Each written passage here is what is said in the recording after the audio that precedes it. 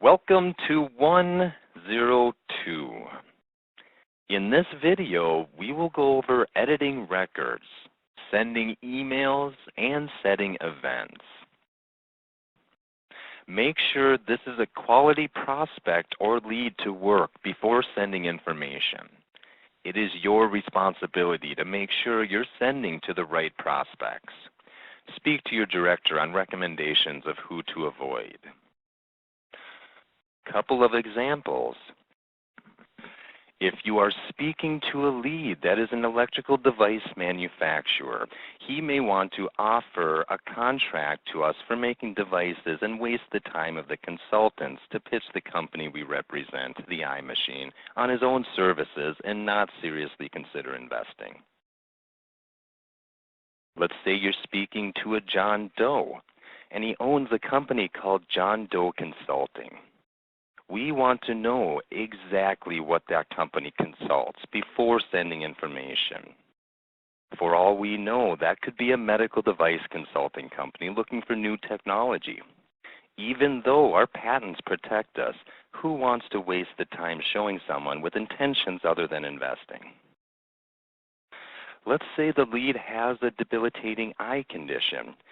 This can be good and bad. I bring this up because most that have it, especially age-related macular degeneration, are going to want to know about the technology we have, whether they have the ability to invest or not. Make sure they meet the criteria. If they are not accredited, your hands are tied. We will not send any information. Lawyers and attorneys. We run all of our projects through the hardest of scrutiny and have been vetted by third parties. We choose to only work with the best, but even when you're doing everything right, saying the wrong thing to the wrong guy can make life tough in this industry. You will run across investors who are no longer accredited or liquid and not able to make an investment of this type, but will be less than truthful and still request information, possibly due to boredom, maybe to boost personal egos. I'm sure each case is specific, but these are big time wasters and they do incur expenses to the company. If you're asking the right questions, you will be able to rule most of these out. Mostly happens with residential or home numbers, but we do see a mix. Especially in this industry, the most valuable thing a person has is time. Be sure to spend it wisely.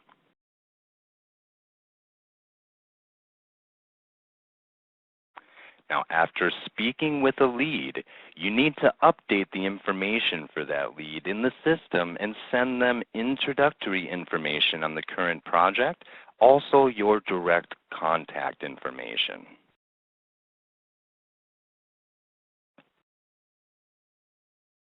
Owner. This is now changed to your name since you are working this lead. You first want to delete Lana Pulio and then type in your name. You will notice a drop-down box. Be sure to choose your name from there and hit save.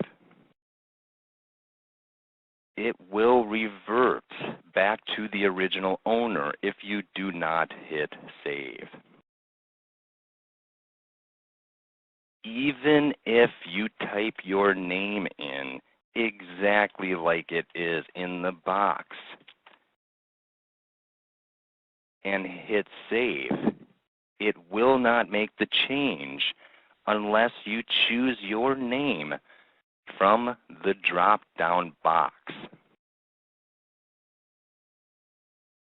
Contact date. This is the current time that you have contacted the lead. In this case, it's 2 o'clock on January 1st. Lead status. This is now changed to sent TEM email. And then again, we'll hit save.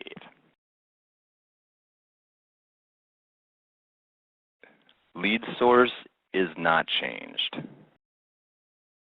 Campaign is not changed. Consultant 1, this is the consultant that introduced this lead to the project. In this case, I'm putting it as me, Jeremy. Consultant 2 is your name or the consultant that is following up. Keep in mind that even though the field says none, I have chosen it to my name and it is still registered. You just need to open the window. Project referred. Our current project is the iMachine, so I'm going to move TEM to the right-hand window using the arrows in the center of the windows. You do the same to move it back with the left-hand arrow on the top. Project invested. The window on the right is projects this lead currently owns units of. Below the record information is the lead information. As you can see, the name currently is in all capital letters. We need to fix it to the proper punctuation. Get in the habit of changing it on the last name as well. But the first name is the only name that's populated into the fields. Phone, not changed. Here is where you would add a mobile number. The direct phone is the field where you want to put the primary phone number for the lead. Whether it be the cell phone or his office, this is the number that you primarily want to dial. Also the field that the auto dialer dials first. Home phone is the residential phone number of the lead. Best time to reach. This is normally used with either mornings, afternoons, or evenings. You can be more specific, completely optional.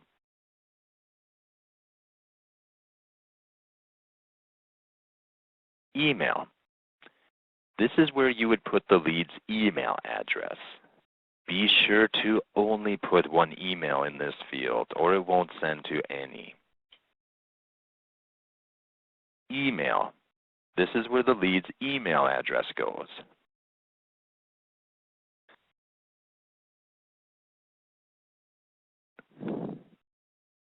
Employment. Here you can put any general information on the lead's employment.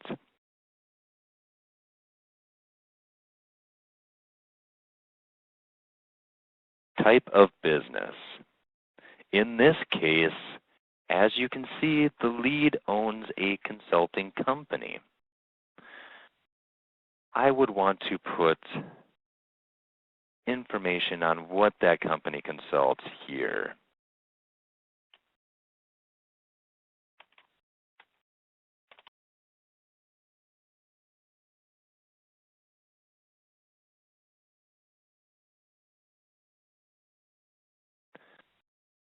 Company name. Again, a field for the name of the company the lead owns or works for.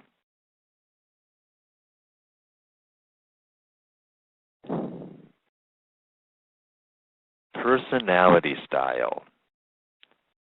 Knowing the personality of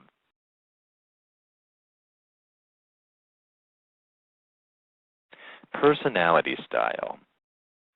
In this field, you can put whether the lead be an analytical type, driver, expressive, amiable. Gives you a good idea of who you're following up with.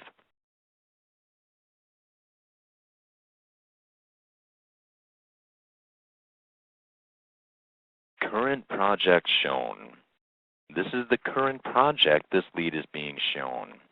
In this case, it is the iMachine.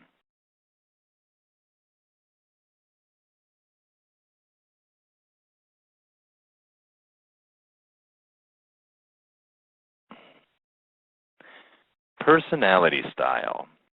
This field is for whether the lead is an analytical type, a driver, expressive, or maybe an amiable.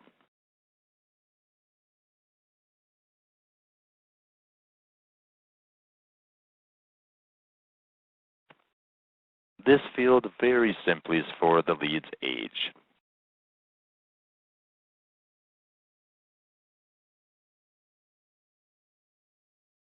We will now go over the location information.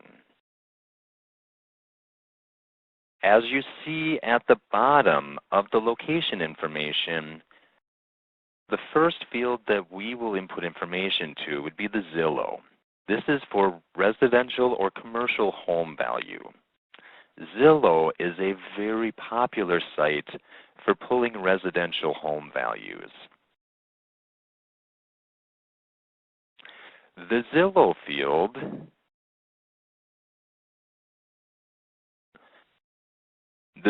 field is for residential home value. Zillow is a very popular site for pulling residential home values. It's recommended you get familiar. If it's a commercial property, you can put commercial here if you don't have the value. This is a good gauger to know who you have on the other end of the phone, whether he's living in a $500,000 house or a $2 million house. You know what type of positions to ask for. The net worth field is for the net worth of the lead, whether it be 2 million, 4.5, 10. In this case, it's 3.5 million. We'll put that here. Below is the investment history and FedEx information. Previous PP. This is whether this lead has participated in investments in private placements or private offerings. If they have, you would put a check here.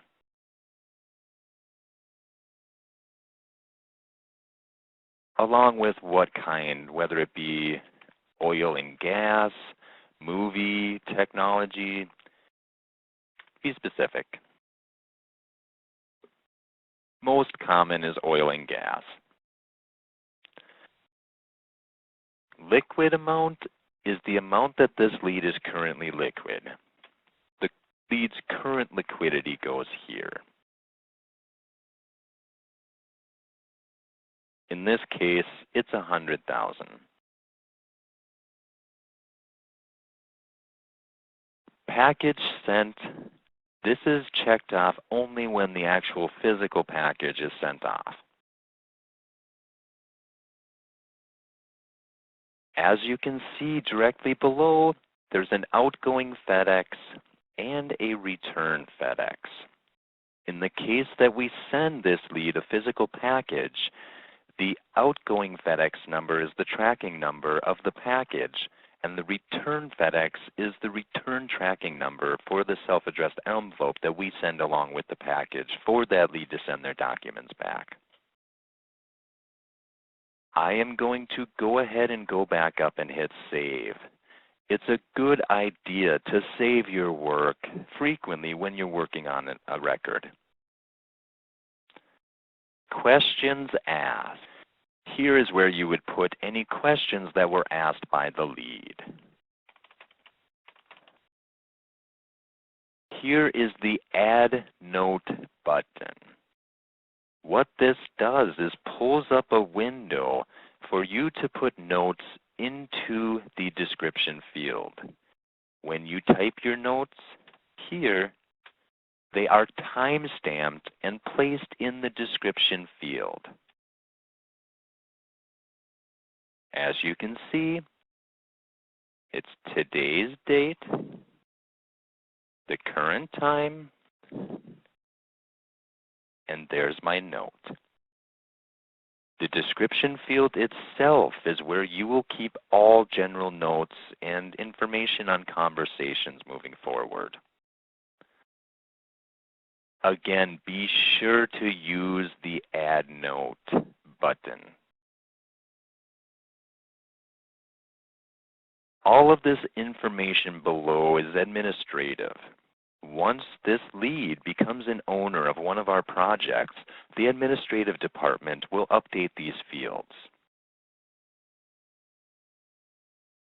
Now go over sending. When an investor wants to look at one of our projects, we have introductory information sent out from Lana Pulio, the Director of Investment Relations.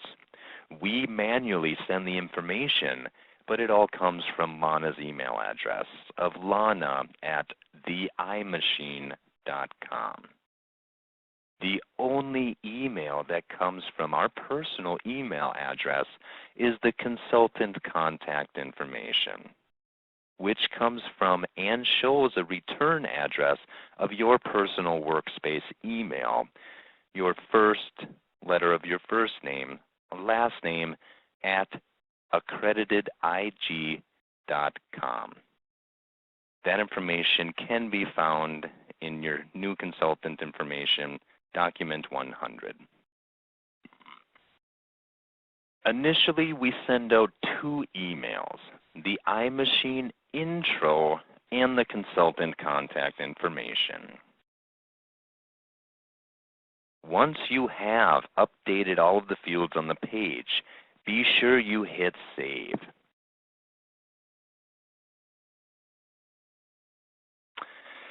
First, we will send the intro. I make sure all information is correct, especially the first name, because this is automatically going to be populated into the information we're going to send. So I see that the first name is correct. I'm going to access the email template window. Here is where you find all of the available email templates to send. All of these emails come from Lana, except for the consultant contact information, which we will be going over that further. But we're going to go ahead and pull the iMachine intro up. This is the first introductory email that we send out to a potential prospect. As you can see, the from email address is lana@theimachine.com. This is the address the email is coming from. Below that is the lead's email address or the outgoing email address. This is automatically populated from the lead record. This would be if you want this information to be sent to any additional email addresses. Same as here. Here is the subject line. This is the very first information that the lead will see before opening the email. We do have two attachments attached to this email. The pro forma and the press release on Waxler. These are files that are attached to this email that the lead can open. So the lead will see all of the information in the body of the email, and then we'll also have an option to open a couple of files. You want to be sure that all information is correct, and even scroll down and make sure that the signature is right. Then once everything is confirmed and correct, you hit send. You have now sent the introductory information from Lana Pulio to this lead. We're going to go ahead and also send the consultant contact information of me personally. As you can see, this email is coming from my personal email address. There's no attachments. I make sure the name is correct. My signature is fine. And I'm going to go ahead and send off this email as well. Now this lead has the introductory email that was sent from Lana and the consultant contact information that was sent from me. Next step, we need to set an event to follow up with this lead at the allotted time. Conveniently located in the Actions window on the left side of the power dialer, you will see Add Event. And that will pull up the Add Event window. In the subject field at the top left of the page goes the lead's name and a brief description of events. Feel free to use what reminds you. Here you have an option to color code your events. This is a great tool for record management. There will be further training on that in the future. We'll put this one as blue. Location is where you add the phone number along with the lead's time zone.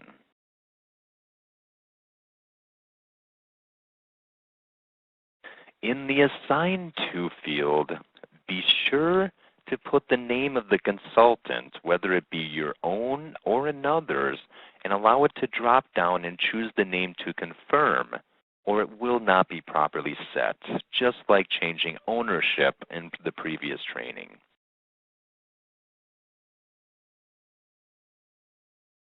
As you can see, I'm following up. I will put this in my name and confirm.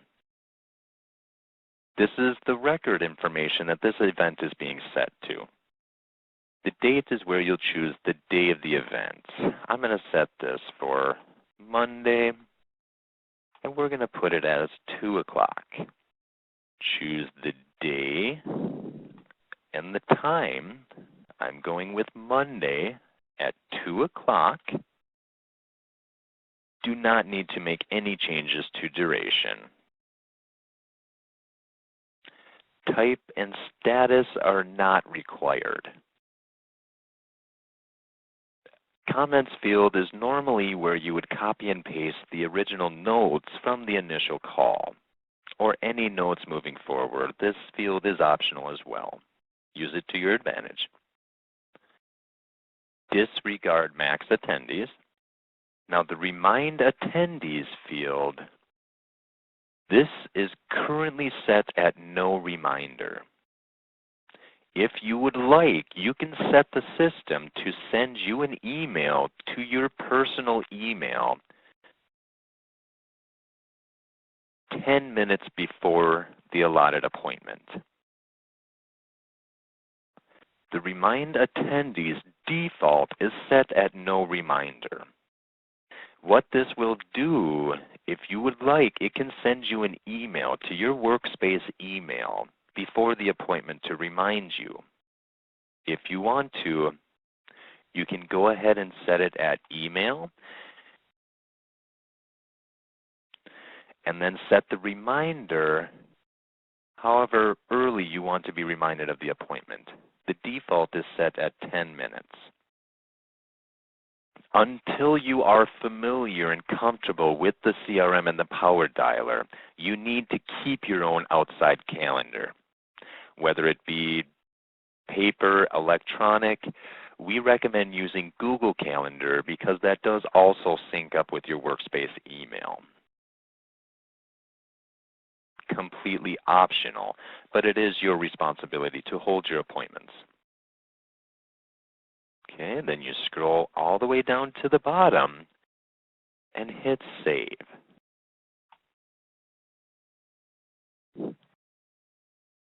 That event is now set. In order to make sure this event was set properly, you can check it in the calendar. The calendar is always default set on today. I'm going to choose the next 7 days because I set that for Monday. As you can see, the very top event is John Doe transitional call related to the lead John Doe. This is the date that this event is set for. We set it for 2 o'clock on 2 o'clock on Monday, I am the owner of this event, and I can even pull up the event to reference any of the information that I had put there. There will be further training in the next video on event and calendar management.